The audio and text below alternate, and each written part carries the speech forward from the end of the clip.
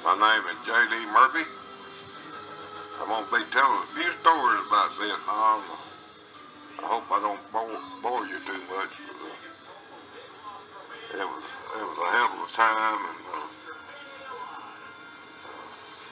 got some sad stories and got some funny stories. We'll start with the first one. I got to Vietnam in late August of 1968, and they put me with a company. It was my company, 3rd Battalion, 3rd Marine Division, and I was the old 331, which it was old 331 is a machine gunner. You would think, well, he got to ride on a helicopter or something. No, I carried a machine gun on my shoulder, and I was a grunt, or infantry, as a lot of people would call it. Anyway, we all boarded a helicopter, me and about 10 others, along with the battalion sergeant major.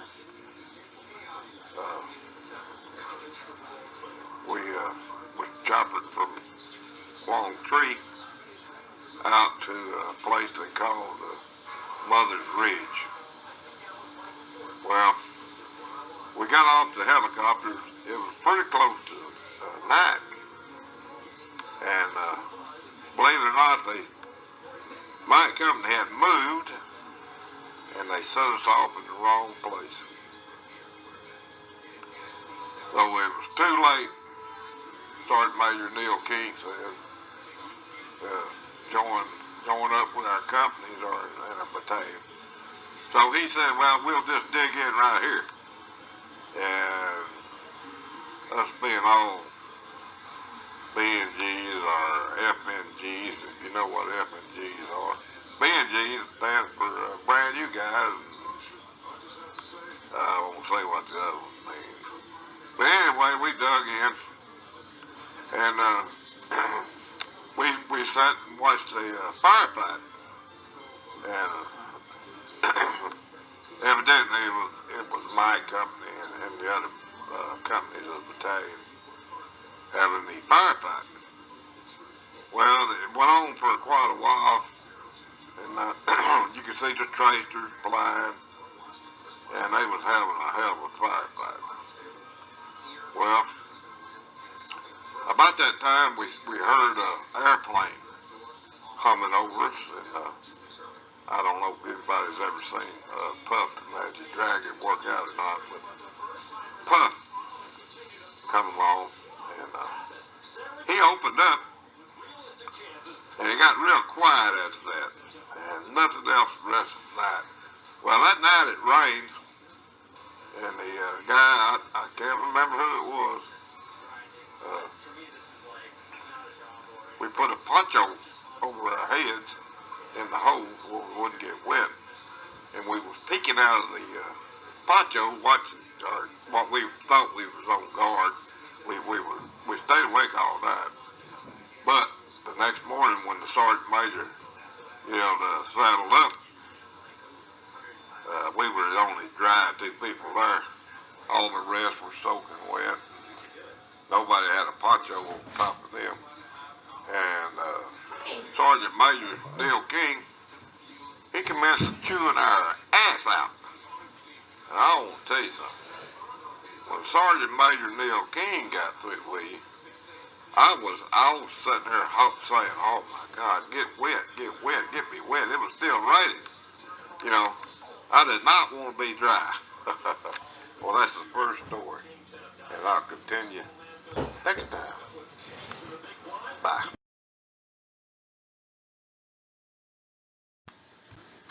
All right, here we go with the second story.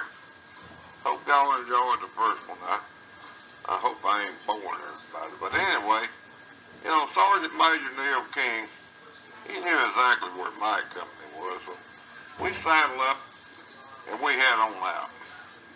Well, we got up there to my company. And of course, they separated us by MOSs. You know, old 311s go to one place, and the weapons like old 331s, old 341s, they go to weapons platoon. And you know, machine guns are loaned out, or they go to different platoons of the company. We're in weapons company, but we go to different platoons and different squads of the company. So anyway, that's what makes up a company. We go and meet my section leader, which was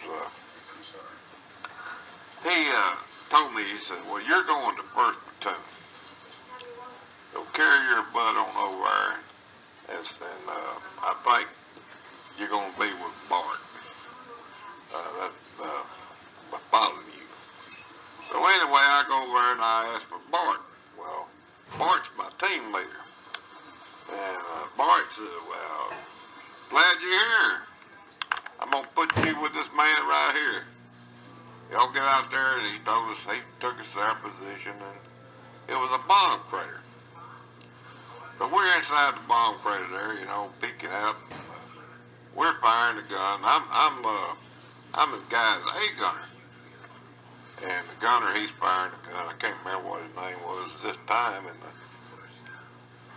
he's firing along there, and the NVA's shooting back at us, and the AKs are cracking, and you got rounds hitting all around.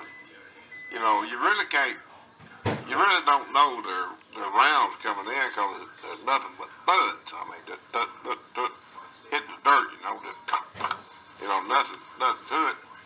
And my gunner quits firing, and I said, what's wrong? What's wrong? He said, hell, I've been shot. They shot me. I said, no, come on. You ain't been shot. He said, yeah, I have. I said, there ain't a bullet hole in you. He said, oh, yeah. And he's hollering, Corman up, and Doc Nash, I believe it was, he comes running over there. I said, what's wrong? And I said, he said he'd been shot, Doc. And he said, they shot my toes. And Doc pulled his boot off, and sure enough, they shot his middle toe off. I said, well, I'll be darned, look at that. You got your middle toe shot off. He said, yeah, it hurts. Now, he was just screaming, you know, hollering. He couldn't calm him down hardly. And finally, he calmed down. And they medevaced him up later on, and he went back to the States. Well, let's just go ahead about 30-something years. I think it's about 2007, something like that, 2005, I don't know. But a few of us planned a little get-together in Atlanta, Georgia.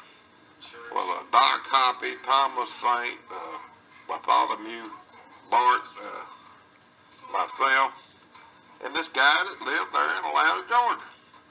We all got together at a hotel there, and we was all down in the lobby just shooting the breeze. And I kept looking at this guy. I said, damn, I think I know this guy. I said, hey, man, who were you with? He said, I was with my company, 3-3. I said, really? He said, yeah. He said, I got wounded in September of 68. I said, really? He said, yeah.